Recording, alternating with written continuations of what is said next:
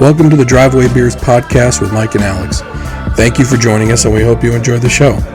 Please like, subscribe, comment, and share on any platform that you're listening on. All right, welcome back. Another episode. Thank you for coming back.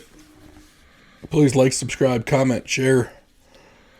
This episode's sponsor is Cheers and Spirits in the Arnold Station on Ritchie Highway in Arnold, Maryland. Please go over there and talk to them and see if you can find a new drink of choice. They got plenty of selection of wines, beers, and liquors.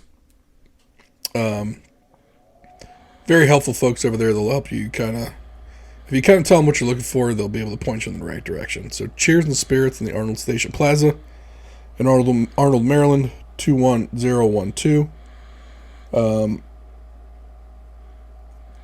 One thing we were going to talk about was weight loss, and we've kind of missed it over the last couple episodes.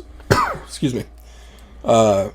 We did our beer episode, After Dark episode, and then the movie episode, and we never really got back to weight loss, so this is a much overdue update on what we've been doing.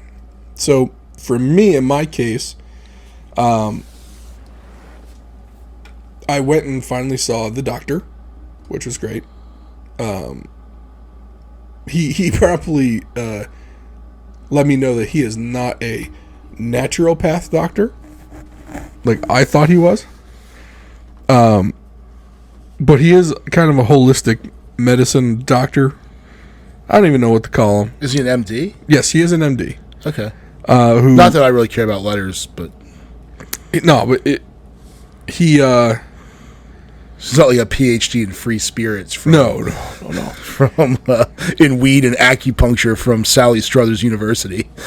No, he is an actual MD, and so I met with him. And he's like, "Well, what are you looking to do?" Which I thought was a little weird. It's like, well, I'm walking in here 350. What do you think I'm trying to do? To get swole, bro. Right. Like, I'm trying not to die tomorrow, right? Like, I'm trying not to, trying not to die before I hit 60. Well, it's nice that he didn't assume. Right. Yeah, sure. So right, trying to stop those gains, huh, son? No. So I sit down with the guy, does his normal questions, whatever. Lets me know that we're going to do blood work that day. Blood work is going to test for the testosterone. Did you have to go fasted? No. Oh, wow. Okay. No.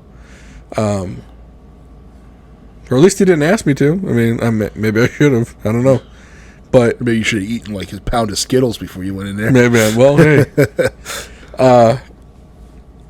So he was checking for, obviously, diabetes, testosterone, creatine levels, which are, I believe, are stress levels. Cortisol levels. Cortisol, yeah. Which are stress levels. Any other underlying symptoms, I suppose. I mean, I'm sure I'm going to see what the results were, but it was funny, though, because in a past show, one of the things I had mentioned when I went to go see the nurse practitioner at my primary care physician was that she was very positive thinking on the GLP-1 drugs. And I wish I knew more about them, but essentially they're used in diabetics to regulate diabetes, but I guess that they found that these drugs are extremely effective at helping people lose weight. Yeah. And I guess there's a two-fold method, one of which is like it slows down your gut to make you feel full longer, but then it also works on your brain. And it also works on your insulin resistance. Okay. So in one of the previous episodes, when we addressed this topic, and I talked about the obesity code by Dr. Jason Fung, and what he was going to say, a lot of weight loss from his or a lot of weight gain from his experience was insulin resistance. So you're putting out so much insulin, which causes you to gain weight. And he was approaching it from the position of a nephrologist. He did dialysis, So he was seeing people that were so far gone, like they were coming in to have machines do what their kidneys were supposed to do. Yeah. Overwhelmingly, they were all overweight, and he would say, "How'd you get here?" Just out in conversation.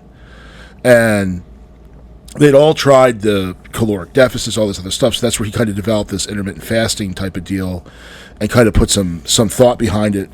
And the insulin resistance part of weight loss, which is the thing that a lot of these, kind of the mark that a lot of things are missing, but the GLP-1 drugs really kind of hit that. So it's like Ozempic, Trulicity. What's the one you were talking about? Wegovy. Yeah, Wegovy. Yeah. Sexenda, which was... Sexenda. Sexenda. Was not Sexenda. the kids knocking on the door.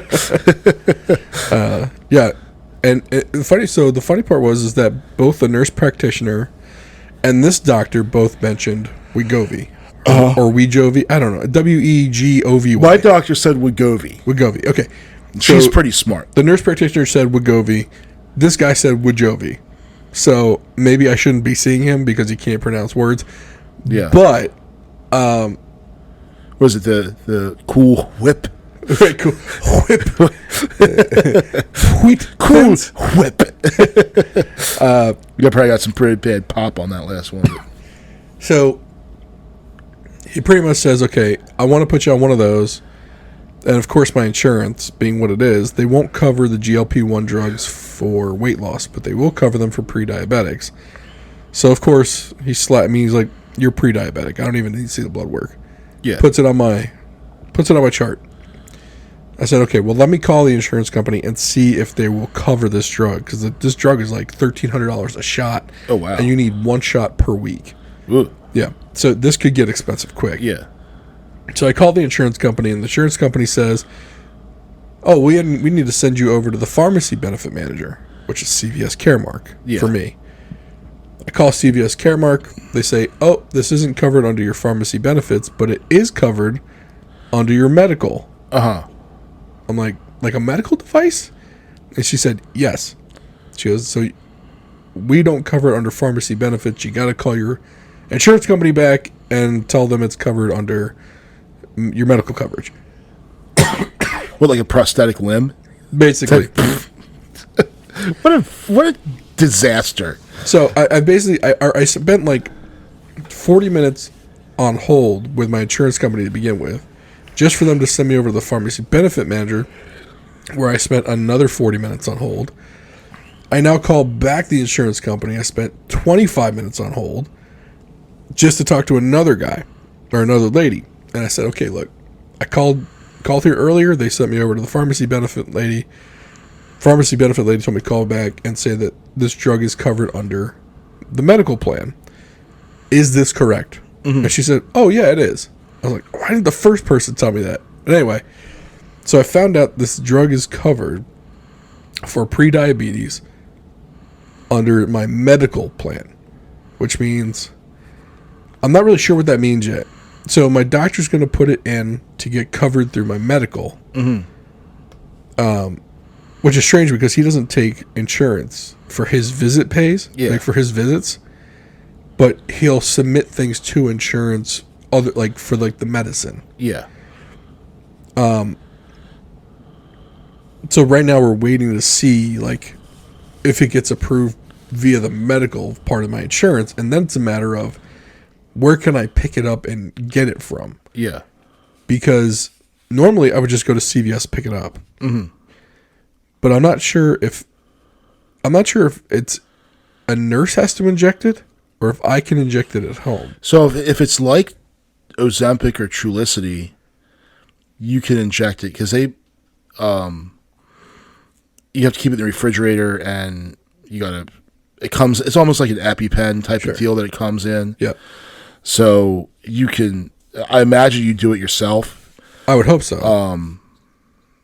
Yeah, So I had a similar conversation with my doctor who I saw on Monday, but she's very she didn't slack. She's like, well, let's do the blood work and this and that. And I'm like, come on, my weight starts with a 4 and I don't weigh 40 pounds. Right. So let's figure that one out. So like, let's just say pre-diabetic. Like, the fact that I'm not diabetic is mind-boggling. I mean, I might be now, but and not that I want to be diabetic, but part of me almost looks at it like, if I was diabetic, that would be the impetus for me to, like, take a serious look at myself. Now, granted, the 400 pounds isn't, but being diabetic would be. And I think it would be like, okay, diabetes, you get your foot cut off. You got to go to, you get diabetic neuropathy. There's all kinds of stuff that goes with it that I've been fortunate enough to avoid. But there is a cure for type 2 diabetes. It's called diet and exercise. Right, it's called lose weight. Yeah, right. Like, it exists. And you don't even have to lose weight. Like, just exercise itself is beneficial. Right. And then eating right. So, but if I could get the extra boost of being able to get on one of those GLP-1 drugs to assist, yeah, because who doesn't want to see instant results? Right. And speaking of results, by the way, or finish your thought, because I was going to run through numbers of what the results generally will look like. Yeah. So, like, I started on Monday because Thanksgiving was over. I decided to go back into intermittent fasting, and I'm seeing some positive results with that already. And I'm smart enough to know that weight fluctuates and stuff like that. But and they say, oh, you shouldn't weigh yourself every day, but Noom actually weighs you. That's part of the thing. You weigh yourself every day. So, because what it does is it's kind of an accountability daily check-in thing, and I've seen over the last 3 days a 3-pound weight loss. So yeah, I'm going to keep up with the intermittent fasting because it's something that's easy to do. Yeah. And just because you're restricting your eating to a 8-hour window, you just don't eat as much during the day. Right. But is it sustainable long term? And for me, I needed something that, this is going to sound stupid. Basically, I didn't want to do anything to have to lose weight, right? Right. You just want to wake up and be not fat. Right. So, well, where's that routine? Well, so, I mean, the funny part with these drugs is it's not like so you take it and it almost forces you to eat less. It's very similar to getting the lap band. Mm-hmm. Because it's slowing down your entire gut system, you do feel fuller longer. And while it also works with the insulin resistance and also in your brain chemistry, it's kind of taken like a 3-pronged approach to help you lose weight. Right? Yeah. Well, but that doesn't include me having to change the times that I eat. Yeah. Now, I'm probably going to eat less because I think if you eat too much, you get sick. And it's so, like, for example, like my brother got the lap band. Mm-hmm. He's lost almost 100 pounds in 8 months. Mm-hmm. Like, it looks like a completely different individual. Yeah. But if he eats more than like a bowl of soup and 3 chicken wings at a time, He pukes. It messes him up. Yeah. Yeah. Like, but that's just his new reality. Yeah. And like so like his brain has to change to say, hey, look, I can't eat all this stuff because my brain or because my stomach isn't big enough. Yeah. But he also feels full after that bowl of soup and the 3 chicken wings. Mm-hmm. Now you still eating. I mean, you still get to eat the chicken wing, but you're only eating 3 of them instead of 18. Right. But I like eating a dozen. Right. But the problem is, though, if you eat 3 and you feel sick to your stomach at 4, yeah, you're going to stop eating 4 real quick. Yeah, and I think that's. So, like, your stomach sends a signal to your brain telling your brain, hey, I'm full. But the problem with the way we're designed is that it sends that signal late.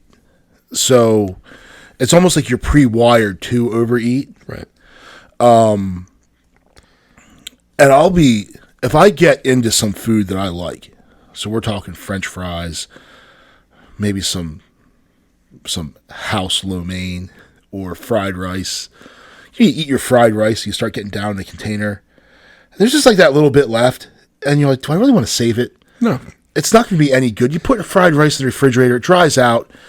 Like, no, I'm not doing that. I'm going to eat it now while it's good. And I know I shouldn't. I've already gotten the signal. But I probably should have gotten the signal like 25 bites ago. Right. But I still kept at it. So, I guess if like the space is just physically restricted and you know that, like for me, I know if I eat too much pizza or anything with red sauce in it, I'm going to have bad reflux. Yep. So I just don't eat that much of that kind of food because I hate reflux. Right.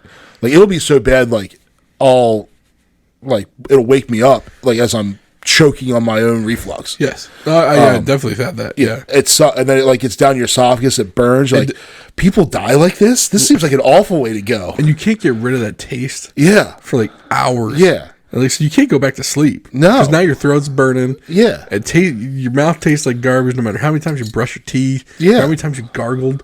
Like, no. Like you're just like grossed out by yourself. Yeah.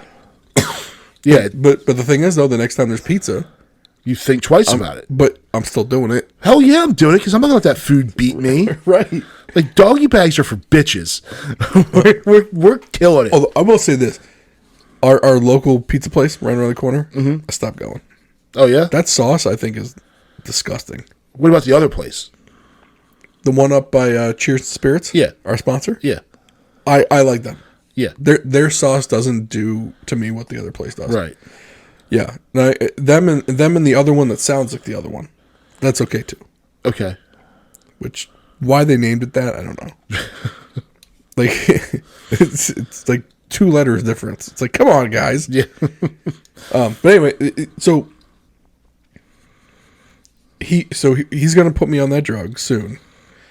I'm going to hope I can tolerate it because apparently you can get super nauseous on this. So, I've heard that too. And my weakness, I can take physical pain. Nausea sucks. I can take a headache. But nausea, like anything involving pooping or puking. Yeah. I'm not down. Like that awful Paxlovid. And they're like, warning, like this drug causes like explosive flaming bat diarrhea to alleviate your sniffles. Like, no thanks, I'll suck up the sniffles. Right. No, exactly, yeah. Like I'd rather take this cough and nasal congestion rather than feeling like I'm going to puke every 6 minutes. Yeah. I'll sleep all day with the day of COVID rather than like flaming diarrhea for 3 days where I can't even where it hurts to wipe your butt because it's been so bad. Like, no, I'm not doing that. My legs are so weak because I've been sitting on this Yeah, toilet. it's not from toilets because my legs fell asleep because I've been shitting all day. Right. Yeah. So I'm really hoping. I mean, don't get me wrong. Like I probably will get some nausea on this thing. But I'm hoping it's tolerable enough where I'll just get over it after a couple days. Yeah. And then I won't have the nausea anymore. Right. Because, and this is where the biggest part is, the results apparently are phenomenal. Right. And that's what my doctor, and it's funny because when I went to see my doctor, I told the story about how I was it a friend of yours or a friend of your nurse practitioner did it and she just dropped weight. She dropped 100 pounds in it was 100 pounds in 8 months. No, I'm sorry. 100 pounds in 12 months. Yeah. Now, apparently, they are evaluating these for use in weight loss. Right. Without having to have that diabetic or pre-diabetic diagnosis. So whether it's covered or not for weight loss is completely dependent on your insurance plan. So, for example, like my insurance plan, there are drugs that are covered for weight loss. The problem is that one got banned by the FDA, and the other two have been proven not to work. Yeah. So this GLP-1 drugs for weight loss is it's a fairly new concept within the past couple of years. Mm-hmm. And some insurance plans, I guess insurance plans get negotiated with the employers like every certain number of years. Yeah. And then they look at all that stuff. So our insurance plan just hasn't been renegotiated to get that covered, and they don't renegotiate mid-plan. But anyway, having it covered under a different reason, I don't really care. Yeah. I don't care how it's got to get covered. Just get it covered. But the thing is, and not to, because we could go on a diatribe about the current state of medical affairs in this country, but right. When you start dealing with it, like people say, "Oh, big pharma resident." It's insurance. Big pharma is the nothing. The insurance companies are the ones that are dictating, and then you've got your pharmacy benefit managers, right? Which is it's just a giant scam. Well, like for us, so our insurance is Care First, Blue Cross Blue Shield. Mm-hmm. Our pharmacy benefit manager is Caremark CVS. Yeah, and then you've got the employer portion of it, which negotiates with Blue Cross and Blue Shield as to what they want to approve. Yeah. So, and that's one of the reasons. So, like, we're on my insurance, but my wife has the same as your wife, right? And we didn't switch because I don't like CVS. I hate it. I don't want to go through CVS. I use a small local pharmacy. They're great. And I really got turned on to them when my middle son was a baby and had reflux. So we're going to CVS, and they're mixing, like we had to mix, essentially it was Zantac or any of those and those reflux medicines with his baby formula. Right. Well, CVS would only mix they wouldn't compound it. The only one they had was like, they had a mint flavor and like a mentholated flavor. Well, I'm sorry. This is being given to a baby in his formula. You want to, like, who's ever, so he didn't like it. So we went to this other pharmacy and like, can you make something that he'll like? And like, well, what does CVS have? And we told him, and he was like, yeah, brush your teeth and then drink a glass of milk. Do you want to drink that? Like, no. Well, that's what you're expecting him to do. So he actually took Zantac, the pills, crushed them up, and then made in a suspension so it was like chocolate, so it would go with the milk, right? With the formula that he ate, and it was life changing because for the first 6 months of this child's life, all he did was eat and puke, right, and scream, and it was awful. That's an old school apothecary. Yeah. And that's what they did, So we've been using them I go to them for everything I can. Yeah. To switch to hers, I'd have to go to stupid CVS again. Yeah. I'm not a fan of it. And I know we can use someone other than CVS, but CVS gives you a really hard time about it. Yeah. It's just like, all right, I don't have time for this. Yeah. But I was told that's actually, the lady at CVS told me this, because for a while my insurance they wanted you to do all your maintenance drugs. Our pharmacy benefit manager was Express Scripts, mm-hmm. and they wanted everything done through the mail. Well, my wife gets Synthroid. Well, Synthroid has to be adjusted monthly. Like you'll go and the doctor will make the adjustment. They're messing with your thyroid. Right. So you have to fine tune this stuff, and it changes as you change. Well, you have to do 90-day supplies. Well, the 90-day supply costs more money than a 30-day, but we'd have to change it, get a new script every 30 days for it. So it was like, well, what do I do with this? So we did 30 days. Now I have 60 pills left over. Right. What the hell do I do with that? Right. Like, do you hope that, the next one's double, so you just double up on them? Right. It's a mess. It's I've always said profit motive. They don't jive. Profit motive, patient care motive they can't cohabitate. Right. Well, it's weird because for example, for you and I, let's say this GLP-1 drug works. Mm-hmm. I mean, supposedly you can lose. I mean, this guy was saying I could probably lose 100 pounds on this in a year. Now, it doesn't mean I'm going to be taking it for a year. Because apparently you don't have to continuously take it for it to have an effect. Yeah. You can stop it at some point and the effects remain. Yeah, it kind of like, I think that's where the brain rewiring stuff, it lowers your set weight. Something like that, yeah. Yeah. I mean, I wish I knew more about the chemistry behind it, but like for example, for the anecdote that I got from the nurse practitioner was that her friend did it for 4 months. Mm-hmm. So she did 16 injections for 4 months. $1,300 a pop. Right. Yeah. Right. That's a nice boat. That's a decent used boat. but she dropped 100 pounds in 12 months. Yeah.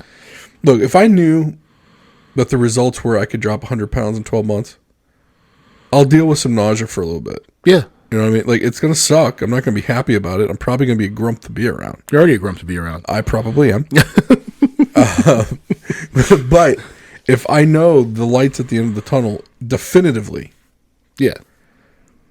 You know, and I really didn't have to change that much. Like, it's different to tell me, like, look, you need to eat less and exercise more. It's different when a drug is telling you you're full, and if you eat more, you're gonna be sick. Yeah, that's a big difference. You know, and I think that's something that, like, the Joe Rogans and Bill Maher's don't understand. Mm-hmm. They get the signal. Yeah. And when they overeat a little bit, it's like, okay, you had a hot dog and a half, not 4 hot dogs. Yeah. That's the difference. Your brain chemistry is correct. You're wired correct. Yeah. I'm not, which is why I'm 350. Yeah. And I'm not saying, like, and the retort is, well, if you know you're not wired correctly, but you know a hot dog and a half is where you need to be, then stop at 1.5. Yeah, but my stomach is telling me that I'm not full. Yeah. That, like, my stomach is literally grumbling. Mm-hmm. Like, to the point where it's, like, up in my throat, where I feel hungry. And I want that feeling to go away. Yeah. So I eat more. Yeah. And then also you like hot dogs. And I like hot dogs, so it doesn't hurt. Yeah. Right? I'm like, oh, okay. So like today, like, you get the brain satisfaction from the taste on your tongue. Yeah. So we had hamburgers and hot dogs for dinner tonight. So I made, my in-laws are in town, so I made 7 hamburgers, and my mother-in-law boiled some hot dogs while I was bringing the middle kid back from swim. And then I made the hamburgers. You know, anyone want bacon on these? Yep. I bought some tomatoes and lettuce to put on them. I don't, but the girls liked it. So that's what I did. I ate my hamburger, my bacon cheeseburger, delicious. Then, the baby didn't want to eat his hamburger at all. So me and my middle son split it. And then I had 2 hot dogs. I probably overate by a half a hamburger and 2 hot dogs. But my mother-in-law had made sauerkraut. I love sauerkraut. Right. Sauerkraut's good for you. So Cabbage, right? Yeah. It's fermented cabbage. Yeah, it's wonderful. It's good for your gut microbiome. Right. So I had 2 hot dogs. I probably should have just eaten the remaining sauerkraut with a spoon. Right. And I would have been completely okay with that. Right. And I probably would have been better off doing that. Could have put it on a hamburger if you really wanted to go down that road. Should have. It's actually quite good. Sauerkraut, bacon, cheeseburger with mustard. It's so good. Throw some onions on there. Now we're talking. It's good. But yeah, you're right. Like, why did I eat the 2 hot dogs? Because I wanted a hot dog with sauerkraut and mustard on it, and I got it. And then there was the opportunity to eat another one, and I took it. Yeah. And some tater tots. And the thing is, like, that hot dog with the sauerkraut and the mustard on it, it definitely hits it definitely gives you the dopamine hits. Yeah. In your brain. Yeah. Like even me right now thinking about that. You want to eat one. I want one. If one was right here, you'd eat it. I'd eat it. Right away. Straight away. Definitely. But if this drug can fix some of that. Mm-hmm. And I mean, from what he literally called it the magic drug. Yeah. Now, will it work? Don't know. I'll find out. Yeah. But at least I'll find out. Because if this doesn't work, the lap band's coming. Like, the lap band is the next thing. Yeah. Like, something has got it. Like, there's no failing at this point. Like, something is going to work. And the lap band will force you not to eat. Like, you're basically gonna. I mean, what it comes down to is you basically have to starve yourself, Yeah. and it sucks. Like, it's not a good time. Like, I don't care what these people tell you. Like, for the people that get like the gastric bypass or the lap band or whatever, I mean, it doesn't feel good. Yeah. So if I don't have to get a surgery, and I can there's also some surgery there's some procedures you have to do, like there's like a whole bunch of psych stuff you have to do. Oh yeah. And then there's also because I seriously looked into it, and then a friend of mine from work, a couple guys from work got it done, but the guy I spoke to the most about it, he had a fatty liver. So he had to go on this diet to reduce the size of his liver to actually have to perform, and he lost 30 pounds doing that, and then had the procedure. But he found a way to eat around it. So, like, your brother, how if he eats 3 chicken wings and soup, he gets sick. This guy would have the same thing, but he would just wait a little bit, right, and then eat 3 more chicken wings, and then wait a little bit. So you can find ways to work around it. At that point, though, you're working at it. You know what I mean? Yeah, like it was almost like he was trying to actively defeat it. Like, okay, yeah, like screw you, lap band. I'm gonna see. I feel like my laziness would kick in and be like, I just don't want to go do it anymore. I'm not getting up for the 8th time to go eat a chicken wing. Right. I'll just forget it. Yeah.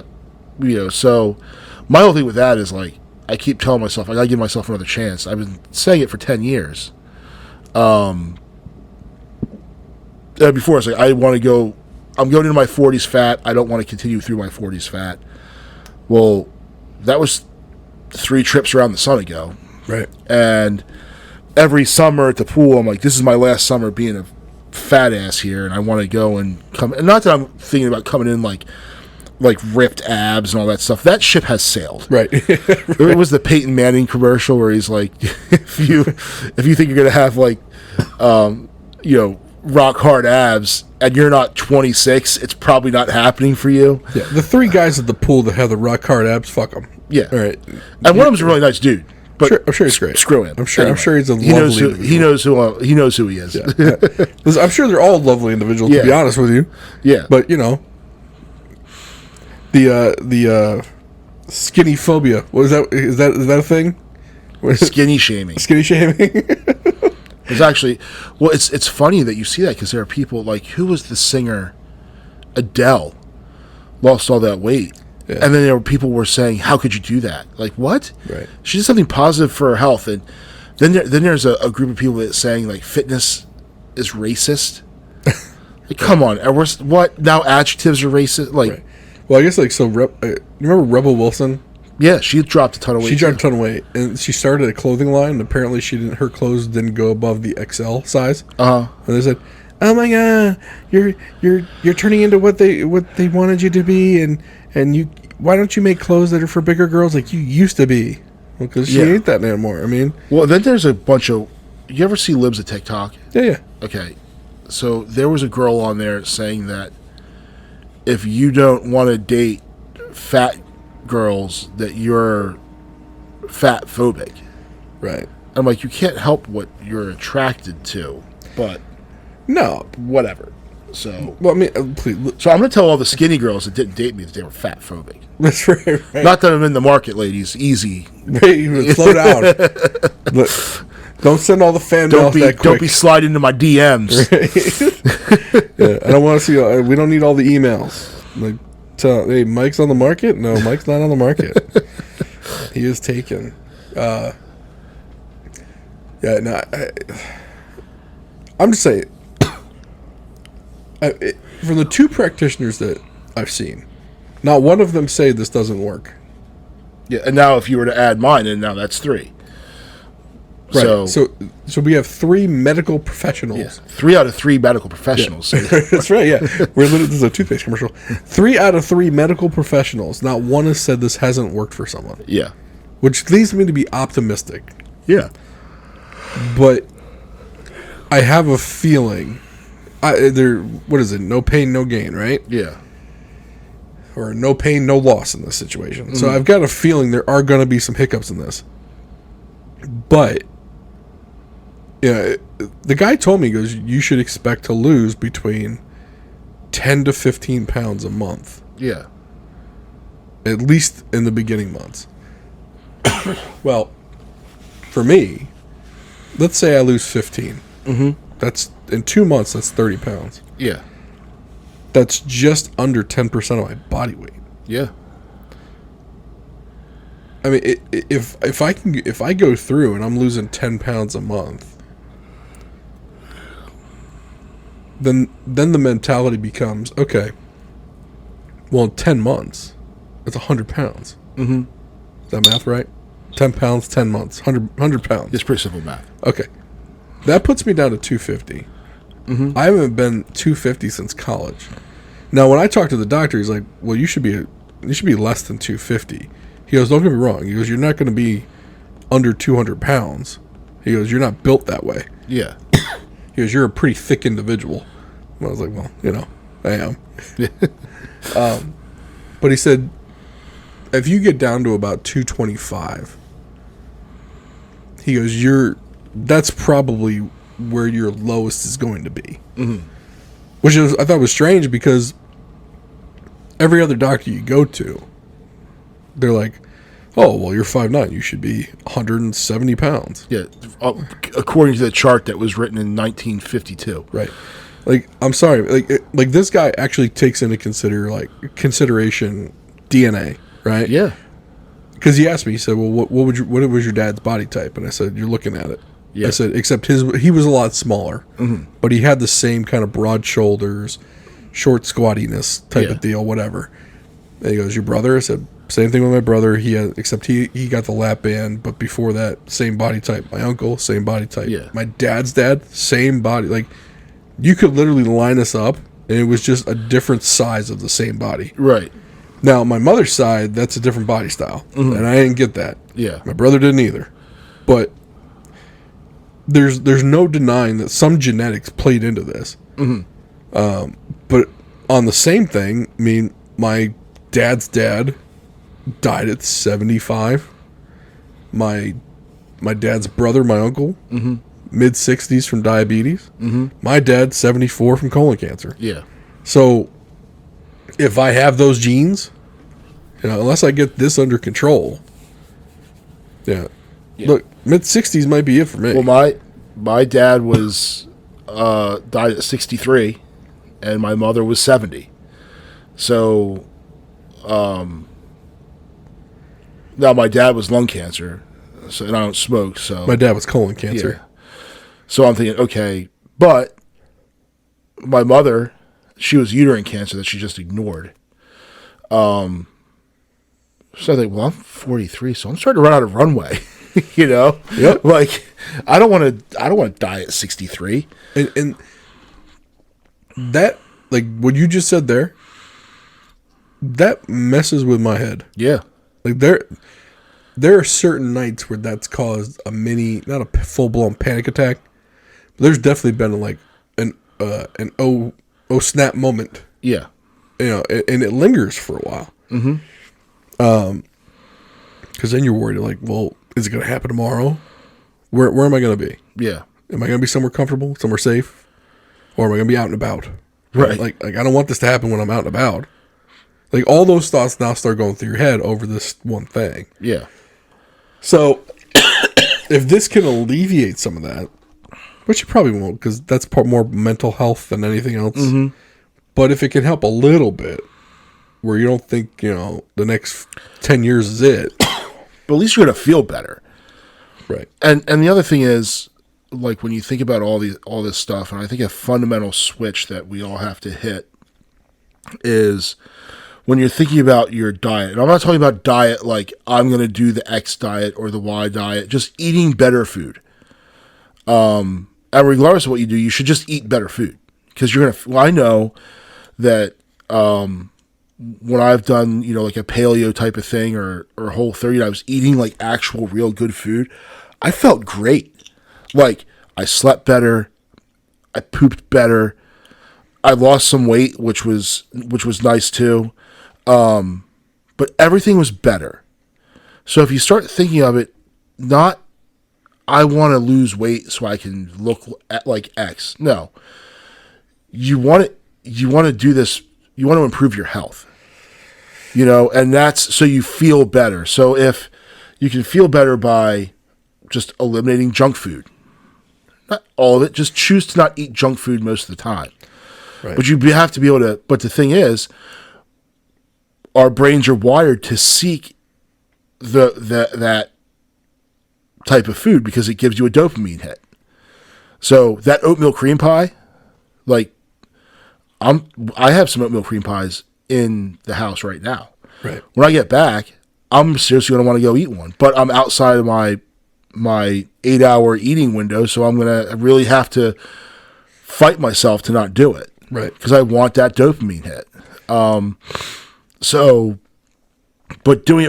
But if the motivation is, I'm doing this to lose weight, well, I can lose weight tomorrow. Right. But if it's like, well, this is going to make me feel better, then maybe it'll be an easier sell. When you have the ability to make yourself feel better with a dopamine hit, it's an instant hit. Yeah. It's hard to say no to that. Yeah. And obviously there's the whole willpower thing. I get it. Whatever. Everyone can have willpower to stop their vice, right? But it's easier said than done.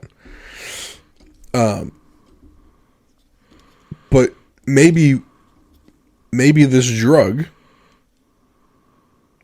helps curb the dopamine hits, or helps curb the want for the dopamine hit. Yeah. And I guess only time will tell. I mean, I'm assuming if I start this thing, probably mid-December is when I'm guessing all the insurance crap will figure itself out. By the end of January, it'll be a month and a half. I mean, 45. The funny thing is, people are like, oh, it's only 45 days. You can do anything for 45 days. Yeah, it's really, go on that paleo diet for 45 days and see how good you feel. Yeah. You might feel better in certain areas, but as you're eating it, you're like, I remember those oatmeal cream pies. Like, I'm not enjoying this meal as much as I enjoyed those oatmeal cream pies. Yeah, or that large pizza. But correct. There's a thing that it was, nothing tastes as good as skinny feels. First of all, I hate the term skinny, and women use it a lot because they think they have to be thin. To me, skinny and thin equals weak. To me, but I've never been skinny or thin or fit or whatever it is. Never. But I've had an oatmeal cream pie. Yep. And I know for a fact that oatmeal cream pie is delicious, especially the big ones. Yeah. Because there's two sizes, and the big ones are better. So I know this for a fact. So I do not know, because I haven't been skinny since I was about 8 years old. It was a long time ago. Yep. So I don't remember it. I don't remember. I remember I see a picture of me. Yeah. When I was skinny. Yeah. That was a long time ago. So, but then I also want to set a good example for my kids, especially my middle son, who's built just like me. Poor guy. So I can't go and be like, and I'm not trying to give him a complex or anything, but I think the best thing that I could do for him would be to say, hey, dude, we're not going to sit down here and kill this bag of potato chips. We're just not going to do that. Because I can say, hey, stop eating, you're eating too much. Well, then I turn around and it's like when you guys are spending too much time on the devices. As I say that, looking over the top. As I'm looking at my phone, right? Yeah. We do the same thing. Yeah. For me, it's a little bit different. One, if let's say I want to travel, right? Like I got to go to a wedding in May. Mm-hmm. I want to be able to fit in the seat. Yeah. Or, if I want to go coach my daughter's softball team, I don't want her embarrassed because I'm like my gut's hanging out below my shirt. Yeah. You know what I mean? Like I don't want to be that guy. Well, flying is something that really. So, we were up in Long Island.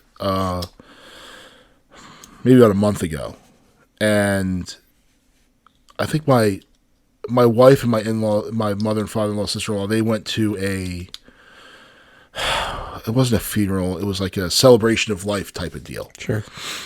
Well, the boys, it's not something the boys should have been at. I didn't really know this person, so I just kept the boys. And while we were there, we went to the Cradle of Aviation Museum it's right near where the Islanders play. If you're ever up there in New York, check it out. If you're into airplanes, it's a pretty big place. It's cool. A lot of interactive stuff like,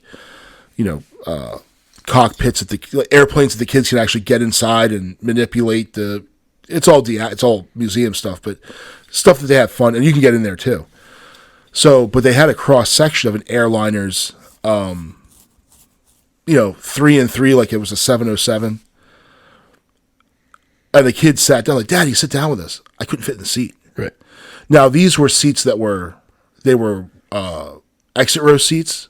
So the exit row seats, though you get more leg room, you actually get less width because the tray has to come from the arm. You can't fold the arms up.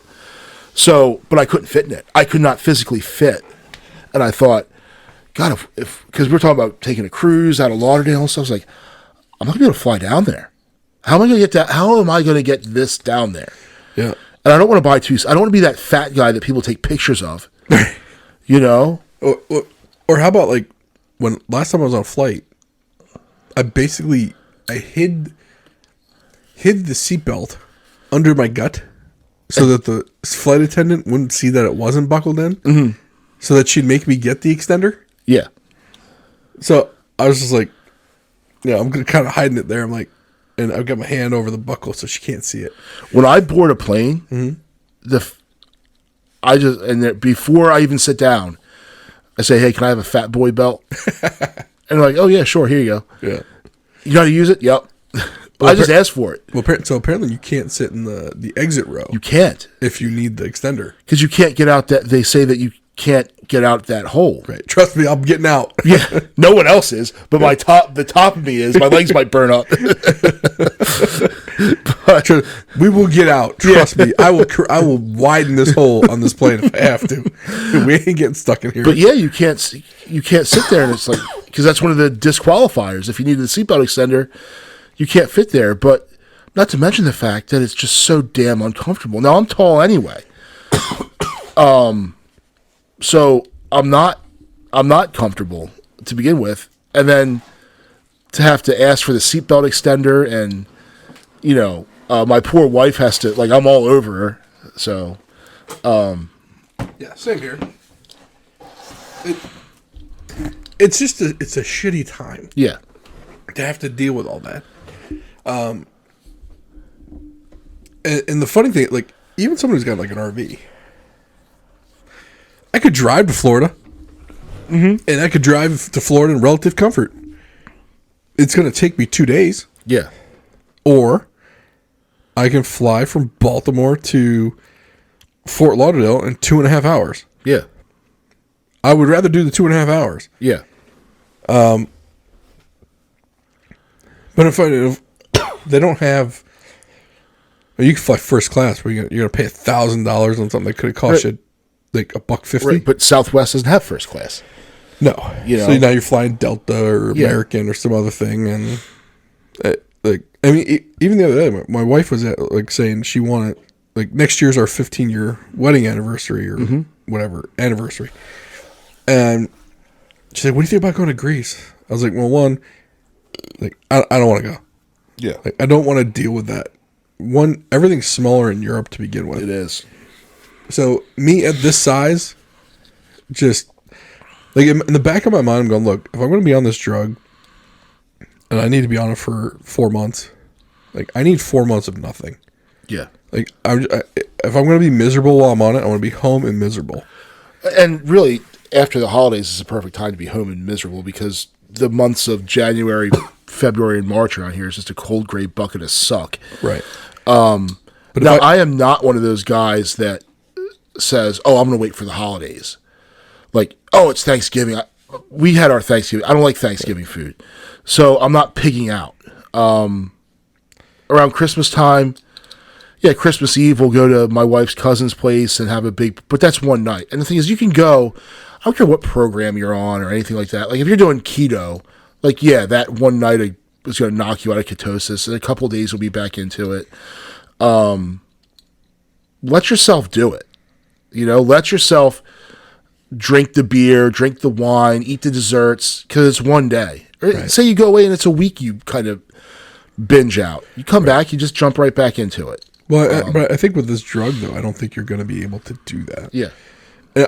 Personally, I think that's going to be the hardest thing to break, is because, like, for example, like we go over to a friend's house and there's a spread of food, right? Mm-hmm. Well, my MO is to just kind of keep grazing for food. Oh, I love grazing. And like when we're at the Oktoberfest. Yeah. And they had that like charcuterie. I was just crushing cheese and crackers. I'm literally just sitting there crushing cheese. Yeah. And some salami or whatever else was there. Yeah. For like it was over 2 hours. Yeah. Like it wasn't a lot, but I like the action of doing it. It's kind of like smoking a cigar. Yeah. I like the action of smoking. I don't care about the nicotine effect. So if that's the case where I'm not hungry, let's say the drug makes it so, I've eaten what I'm going to be able to eat. I'm now not hungry. Okay. What do I do now with my hands, my mouth that's used to chewing food? Like those are the habits I think are going to be tough to break. And it's going to be like, okay, can I switch to chew? Should I just chew gum? I mean, am I going to be that guy? Who said chew? I was like, go dip. That's another thing. Do I need to pick up another bad habit right. to replace the habit that I enjoyed doing, which was eating food? Seemed like, you dip now? I was have spit bottles everywhere. Right. I mean, no, don't get me wrong. I mean, and that's why some people that smoke are able to lose weight, because the smoking replaces the eating of food. So I can say, I quit snus, and I've got my nicotine pouch. There's no tobacco in it, but when I first did it, man, I was crushing food. Like I just allowed myself to eat whatever I wanted, but the problem is it's so hard for me to just now my buddy, he's one of those 6-pack ab type dudes. We did it at the same time. Right. And he's like, yeah, just eat whatever you want. I'm like, but my relationship with food is different than yours. Right. He's like, yeah, well, I mean, I'll watch a football game and crush a bag of Tostitos with lime. I'm like, yeah, hey, I fully support that endeavor times 10. Right. Like, I'm going to keep doing it. Right. I'll eat a nice dinner, and then a half an hour later, pop up a bag of popcorn. Microwave popcorn's been like my thing lately. And it started when I quit. I was like, I'm going to have popcorn. I'm a salty, crunchy guy. Yeah. And oatmeal cream pies. I'm surprised you do microwave popcorn, though. Well, I have the machine. Right. But my wife hates the machine on my kitchen counter. So what if you did it in a saucepan? I've done it. It's too greasy. When they're popped, they're almost tough. They're not as airy. Or what if you got yourself an air popper?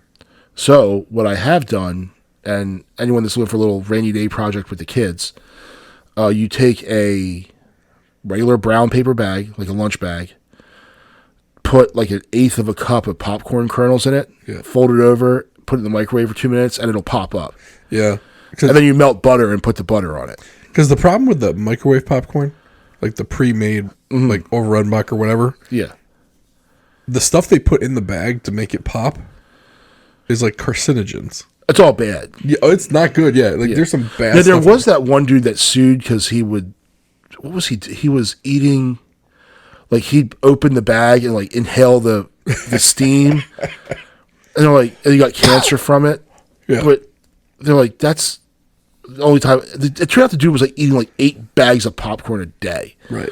And he was doing it every single time. He was like bumping lines of this carcinogen. He was just opening the bag before he popped it and snorted the stuff inside. I was like, what are you doing? You're snorting the powder that made But it the thing is, the butter, that's not butter. No. It's just some sort of hydrogenated oil. It leaves that film in your mouth. It's just bad for you. Like when I pop popcorn, like I do it with I just do vegetable oil. And I coat the bottom of the pan with the kernels. Yeah. And I pop it. Yeah, so what I would do is I'd put the vegetable oil in the bottom, throw it on the burner. I throw one kernel in there. Right. I put two in. When it pops, then you put the rest in. Yeah. Right. And then you dump the rest in, put the top on, let it pop up. And then, of course, I'm going to melt like half a stick of butter to put on there because butter makes things better. Of course it does. Yeah, so I got to... But the microwave popcorn is just easy, even though I have the big machine. Right. But my wife hates it on the counter, and then it becomes a trough. I might as well just stick my head in there like a horse and eat it. But yeah, I mean, but I'm hoping that this drug will break the habit. It's just, I can think of 1,000 reasons why it might not work, but I'm hoping they're all wrong. And I'll just have to find new habits, I guess, other than forcing food in my face. Yeah. If I'm not hungry. Or if it's going to make me nauseous. I think, like, for me, if I put that thing in my mouth and it's going to make me nauseous, that would make me stop eating. Yeah. Nausea, like you said, nausea for me, forget it. Yeah. I don't like it, don't want to deal with it. But we'll see. I mean, it's going to be an interesting couple of months, though. Because of the successes others have had with this. I mean, could this be it? Yeah. I mean, after years and years of trying and not trying and on the wagon, off the wagon, could this be the final nail in the coffin? That's contagious. I don't know.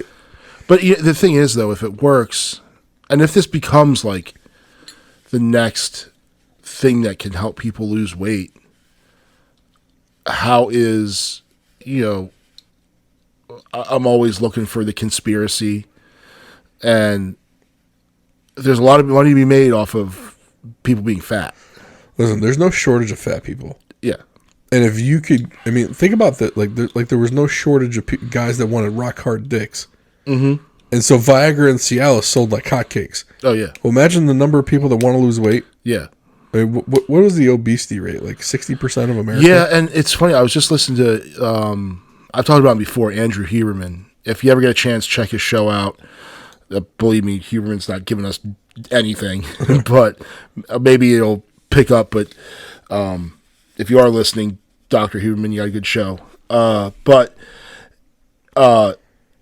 he has this Huberman Labs where he like nerds out to like stuff that has to do with the body. And he just had a guest on that was talking about keto for mental health.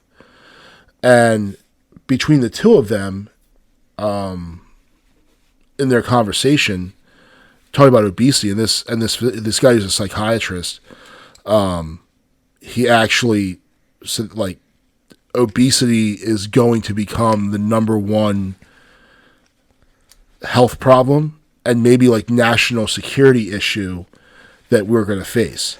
Like something has to be done, but he's looking at it more as it's more complicated than just because of what he's seen with his patients. And we're talking like paranoid schizophrenics, people that have affective schizo disorders, which is like just like a regular schizophrenic, but then some other stuff on top of it, going on keto and having their symptoms disappear. And then talking about, well, we're looking at obesity too simply. He was getting into like the mitochondria of the cells and like, is there something in our food supply that's poisoning us, that's making us do this? And there's some research out there about all kinds of these chemicals, those BPAs that are lowering sperm counts and testosterone levels. Right. So that we just don't know all the effects of. So I forgot one other thing that this doctor put me on was it's called Mitochondria NRG is the brand of it. Okay. Basically, it's like a huge boost of B12. Okay. Like I guess it's like 8,000% of your daily value for B12. Yeah. And he's got me taking 2 a day, twice. I've only done 2 a day once so far. Mm-hmm. The 2 days I've been taking it. It's for energy. Okay. B12 is supposed to give you energy. Yeah. Because like there were most of the days like I'm sitting for work or whatever, and I'm like falling asleep during the day. It has definitely helped over the 2 days that I started taking it. But not a long-term solution. I mean, that was just when you talked about mitochondria, like that kind of reminded me that he also gave me that as well. Yeah. But as far as the only reason why I see hope for this is because a drug like Wegovy is still under patent. Mm-hmm. And if they find that it works for weight loss, they can renew the patent for another 30 years. Yeah, and that was something that it was Rogan had a guest on that was talking about that and how they can these drugs when the patent will expire. Yeah. But if they can find another use for it, they can keep the patent for it. Yeah, so I'm not sure if they might have to adjust the drug with some of the non-working compounds in the drug.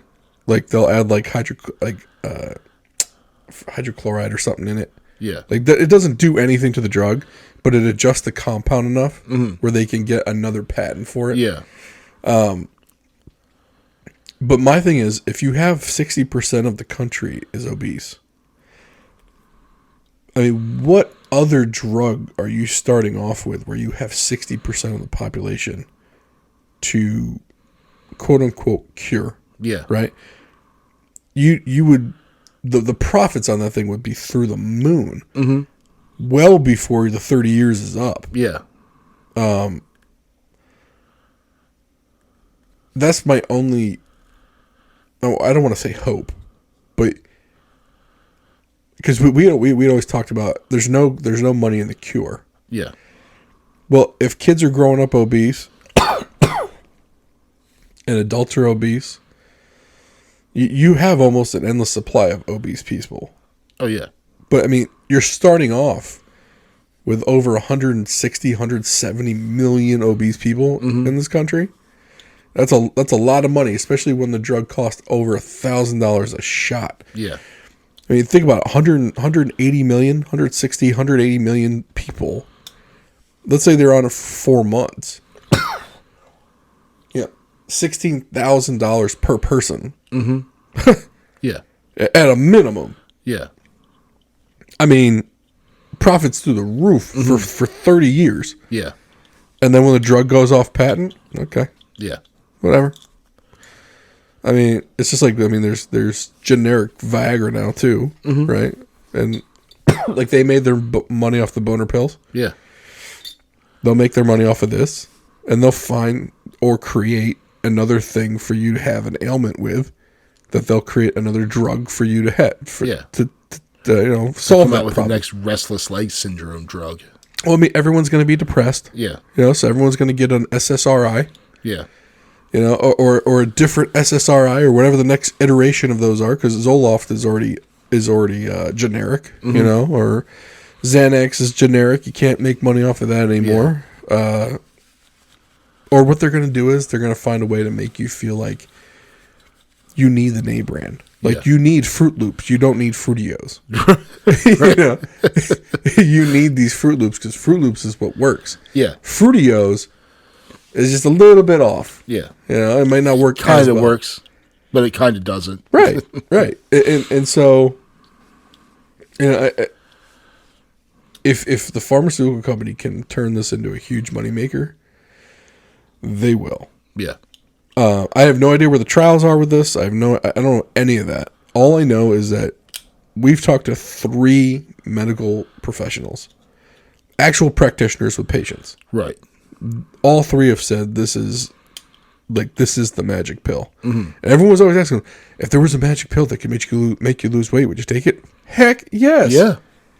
Yeah. And like you said, I'm not doing it so I can, whip my newly found dad bod at the pool. Yeah. Look, when our friends talk about dad bods and stuff, dude, dad bod waved bye-bye to me years ago. I had a dad bod in high school. Right. For real, like I was like 230 in high school. Yeah. 250 in college. And I was considered, like, people would look at me and think I was in shape. Mm-hmm. but I had a gut overhanging my belt line. You saw Dunlop's disease? Yeah, I mean, I Belly Dunlopped over your belt? Right, I got that spare tire disease. Yeah. I got that. So, maybe this is the magic pill. Maybe this is Jack's, maybe I'm going and buying the magic beans from the guy for the cow. Or, who knows? Yeah. But I'm going to find out. Like I said, I'm just hoping the nausea isn't so bad that I don't want to do it. Mm-hmm. But at the same time, I'm almost willing to say, look, if it's 4 months of nausea, like I just got to make it to the mid-March. Yeah. Look, it's wintertime. What am I going outside doing anyway? And eventually you'll get used to that. Like the symptoms won't be as bad. Maybe. But even if 4 months of nausea is worth 100 pounds of weight loss, yeah, maybe it is. I don't know. I mean, we're gonna find out though, real quick. Right. I didn't get any of the test results back as far as my blood work goes. So the next time we do an update, I'll hopefully have blood work results from that as well. And hopefully I will have started the drug by then, and we'll have at least some kind of feedback on that. That's another thing. I look on YouTube for people talking about this. There's nothing. Yeah. There's nothing. Yeah, there's not a whole lot, which is weird because usually stuff gets out pretty quick now. Right. So. I mean, this is going to be one of the only places where two dudes are probably going to be on the same drug and are actually going to talk about it. Yeah. So we need some clickbait. Get people to click on this. Make this go viral. What's all the clickbait they have? Like this, drivers in Maryland need to know these 3 laws. Right. Stupid crap. Or they have the picture of the this bacteria can eat your nose off, and it's this disgusting picture of a parasite, and it's like a cat's nose. I gotta figure out what the clickbait title for this will be. It's yeah. 3 weight loss secrets no one tells you. And then it's not have it be any of that. Well, that's just it's no different than the clickbait. Right, that's what I'm saying. Yeah. Unfortunately, people were talking about clickbait titles. And unfortunately, if you're not a major YouTube video creator, you have to have a clickbait title in order for people to click on you. Mm-hmm. Especially for people like us, because we don't have an actual video on YouTube. Yeah. It's just us talking over a crackling fire, which, soothing. Although I did try the tagline ASMR, which is soothing noises and stuff. What does ASMR stand for? I don't know. It's basically, I think it's noises that soothe people, basically. Oh. But I don't know what the actual, I forget what the AS and MR stand for. Yeah. But, I don't know. Wait, you got anything else before we go? No, I'm good. Thank you to Cheers and Spirits for sponsoring this episode. Probably another 2 weeks, we'll give you guys another weight loss update, along with whatever else we talk about. This wasn't even an update. This is a whole episode on weight loss because we had quite a bit to kind of go over. So, hopefully this episode gives you guys some insight into what we're actually kind of moving forward with doing, because our last few updates have not been... Basically, it's I haven't done anything. Right. Still fat. Yeah. Still taking down cookies. Yeah. But we appreciate you guys being patient with us, and thank you for listening. And again, Cheers and Spirits, Arnold Station Plaza in Arnold, Maryland. Go get your liquor, because we're not gonna be able. If we're on this drug, we're not gonna be able to drink beer. So it looks like we're gonna be moving more towards the liquor. Mm-hmm. So maybe next couple episodes we'll start. We'll have a bourbon or whiskey of choice for the episode. Yep. Maybe we'll start doing that. We'll go broke real quick buying different bottles of whiskey, though. But we thank you for listening. Please like, subscribe, comment, share, and we will see you next time.